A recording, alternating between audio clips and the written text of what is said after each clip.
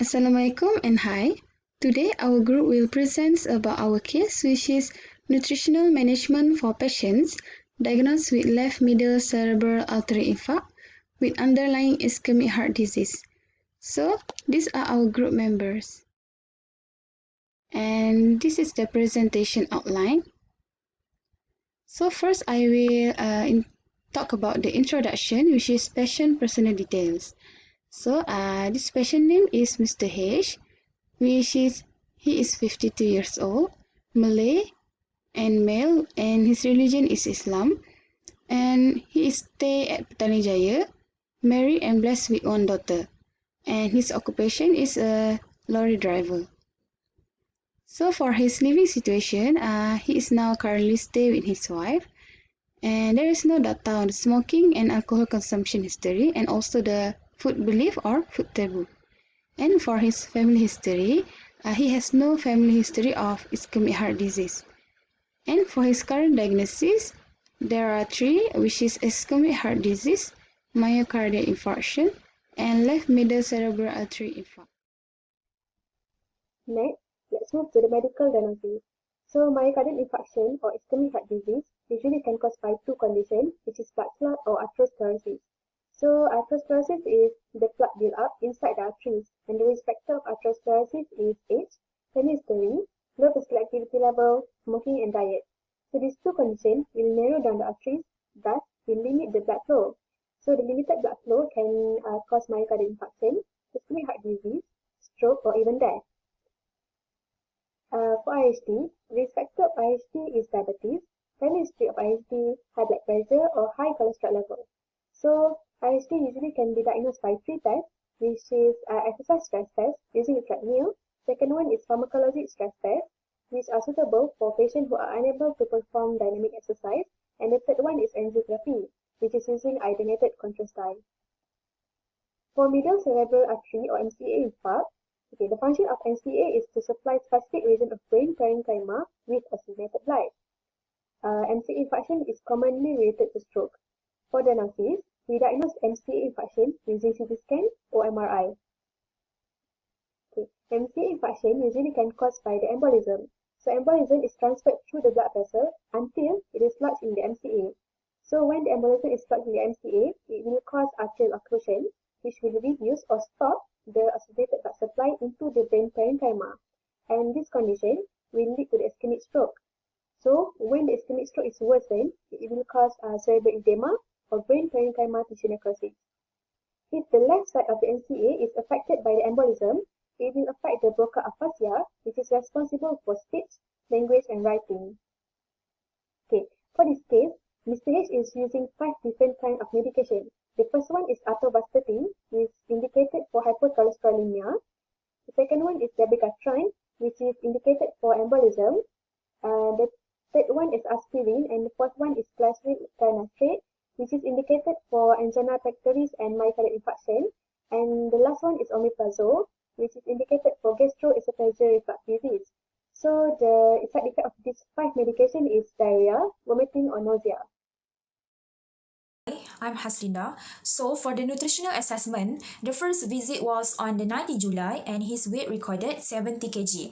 After 4 months, his weight was decreased to the 57 kg but still in the normal BMI. His weight loss 18.6% and categorized as a severe weight loss.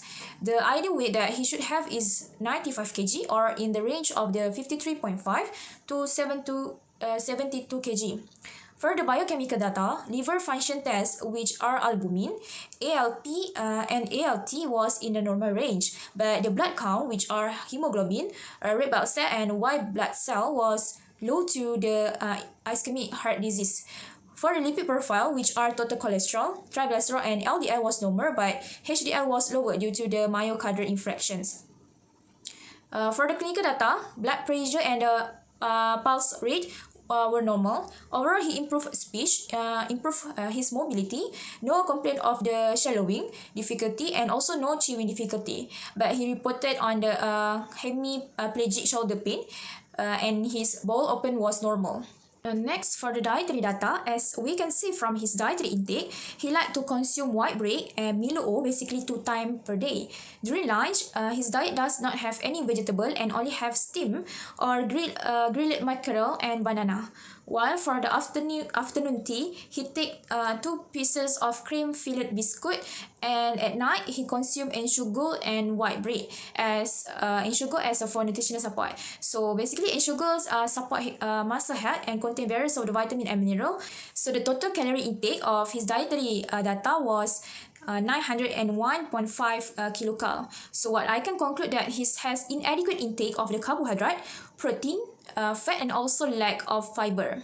For the nutritional diagnosis for the case are, the first one is inadequate oral intake related to the decreased ability to consume sufficient diet as evident by the diet history, reporting estimated protein intake of 26.5 gram or 31.2% from the protein requirement, and estimated carbohydrate intake of 170.7 gram or around 72% from the carbohydrate requirement, and estimated fat intake of 10.9 gram or around 23.1% from fat requirement. So the second one is unintended weight loss related to the poor nutritional status as evident by the 80.6% weight loss in the 4 months. We set a short-term goal for the Mr. H, which are to increase appetite in order to increase calorie intake to 1,700 kilocal per day and to increase the blood count, HDL level, and maintain the blood pressure. For the long-term goal, we want to maintain the body weight or increase the body weight, and also to promote a healthy diet that can prevent from the malnutrition. So for the objective, we set to stop a weight loss and maintain or gain some weight slowly to the target weight of the 65 kg, and modify his diet to increase intake of the calorie 935 kilocal of the carbohydrate, protein needs 340 kilocal per day, and fat 425 kilocal per day. And also increase the high fiber in daily diet and promote the healthy and balanced diet and lifestyle. For the principle, we want to increase intake of the carbohydrate, which are 55%, protein 20%, and fat 25%. Increase intake of the fiber in his diet, which are 25 grams per day. Include the fruit, vegetable, and also the nut, which is 2 servings of fruit and 3 servings of the vegetable. And also, we choose to low sodium intake and also high source of protein, for example fish or meat of the poultry, and increase the potassium intake in his diet. And also these patients take omeprazole medications that for his gastrointestinal, right? So we want to reduce coffee and caffeinated drinks for his diet, and also decrease the consumptions of the saturated fatty acid and the trans fat, because this type of fat are not good for his heart health. And lastly, we choose to small and frequent meals for his diet. For intervention, firstly, the current weight of this patient are 57 kg and the height is 170 cm. Thus, the body mass index of this patient are normal, which is 19.7 kg per meter squared. To estimate the energy requirement for this patient, we use 2 equations, which are Harris-Benedict equation and quick method. The estimation of energy requirement range from 1,710 to 1,780 kilocalorie per day. So the energy requirement for Mr. H is 1,700 kilocalorie per day. Next, the estimation of protein requirement for Mr. H is 1.5 gram per kilogram of body weight. For the macronutrient distribution, for the carbohydrate requirement, we give 55% from total calories equal to 233.8 gram. For fat requirement, we give 25% equal to 47.2 gram, and for the protein requirement, we give 20% equal to 85 gram from total calorie. This is macronutrient distribution table for 1,700 kilocalorie per day. First, we give 2 8 for low-fat milk, 2 8 for fruits, and 1 8 for sugar. After we consider these 3 types of foods, we got 11 8 for carbohydrate, 7 8 for protein, and 3 8 for fat. So the total calorie is 1,725 kilocalorie per day. Okay, next, this is our suggestion menu that will be proposed to Mr. H for 3 days. First is a menu for weekday 1. Next, menu for weekday 2. And lastly, suggestion menu for weekend. For the monitoring and evaluation for the next visit, we want to monitor back his weight so that we want to ensure that there is no weight loss and maintain the body weight status and also the BMI in the normal range. For the biochemical data, we want to revise back his blood count and also LDL and HDL lipid profile so that we want to ensure that biochemical data is not increased and at the normal range. For the clinical data, we want to assess back his blood pressure so that we want to ensure that he's not having hypertension. For the clinical data, we want to assess back his blood pressure so that we want to ensure that the value in the normal range and he's not having a hypertension. And then for the dietary data, we want to assess the patient dietary intake to make sure that the patient consume adequate energy, protein and fat based on the requirement that we set for his diet. Now let's move on to the next part, which is discussion. And I will start first with the etiology of middle cerebral artery. The main causes are from these factors. And the first one is social demographic factors, which involve advancing age and also lower level of education. Next, lifestyle factors, which involve poor dietary intake, such as lower level of consumption of vegetable and also fruits, and also because of stress due to the longer time of working. And the last one is pathophysiological factors, which involve ischemic heart disease and also myocardial infarction. Next, I will summarize the pathophysiology of middle cerebral artery infarct, where it first started with the atherosclerosis, where the cholesterol plaque started to build up around the artery, and then this will further cause ischemic heart disease.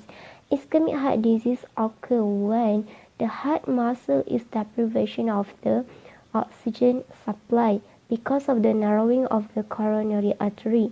And then when this happens, heart muscle will be shortage of oxygen supply too.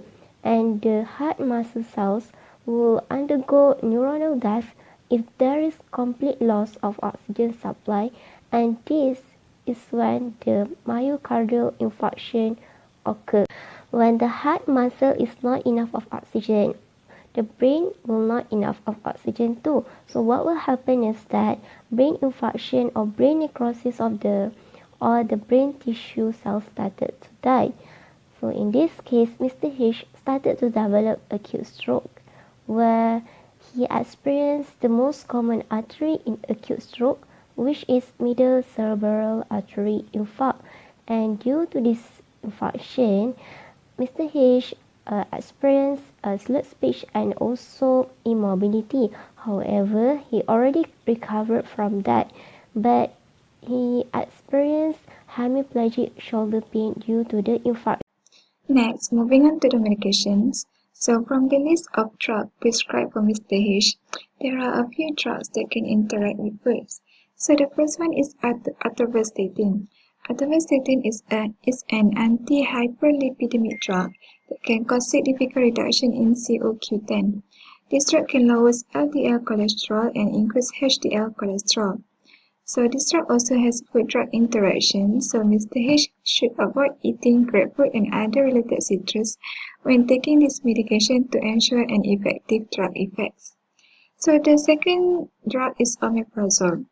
Omeprazole is used to treat symptoms to gastroesophageal reflux (GERD) and other conditions caused by excess gastric acid.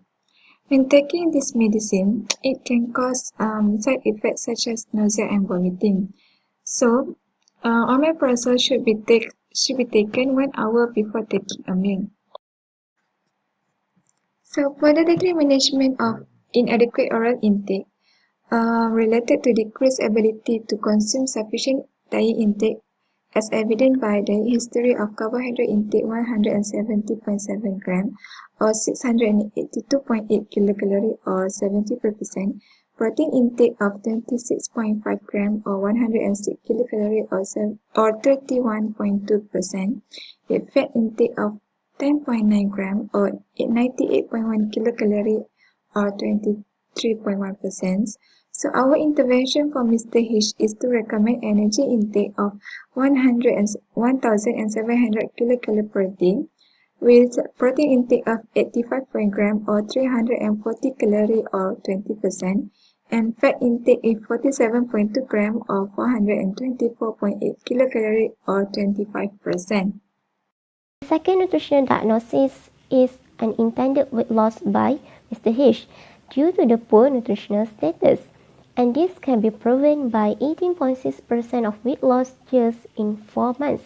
And based on the Aspen criteria, they said that if an individual lost their weight more than 7.5% in 3 months, they are considered as protein calorie malnutrition. Therefore, in this case, we are going to manage on Mr. H protein intake and also fat intake, because according to his diet history, Mr. H is actually lacking of these two macronutrients. So the first thing is Mr. H need to consume high biological protein food such as egg, milk, fish, meat, poultry, and also dairy products. So what is actually biological value of protein foods? Based on the recommended nutrient intake, it is actually the effectiveness of protein food to convert to the body tissue after it has been fully absorbed. And a study conducted showing that early exposure to the protein food and also a higher consumption of protein food would likely to help to reduce the risk of stroke by improving the neurological function and also reducing the cerebral infarction. For fat intake, Mr. H should consume more on monounsaturated fatty acids (MOFA) and also polyunsaturated fatty acids (PUFA). Why? Because these two fatty acids are considered as good fatty acids, and it does help with the lowering the low density lipoprotein and also increasing the high density lipoprotein HDL. And the recommended intake for MOFA is between 12 to 15%, while for PUFA is between 5 to 7%. But Mr. H need to aware with the consumption of saturated fatty acids such as fried foods, sweet foods such as cakes and also sweets.